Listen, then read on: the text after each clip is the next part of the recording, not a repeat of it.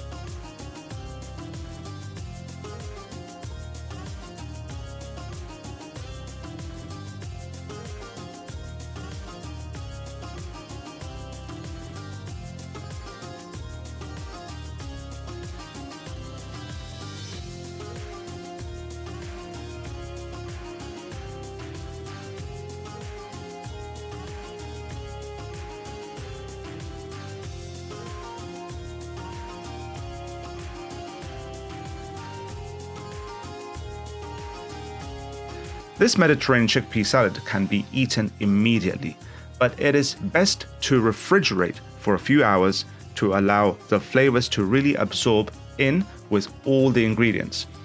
You can also add crumbled feta cheese or sun-dried tomatoes to level up the Mediterranean flavors.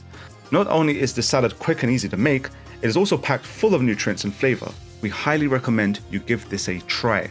Please remember to hit the like button if you enjoyed today's recipe and consider subscribing to our channel for more delicious recipes.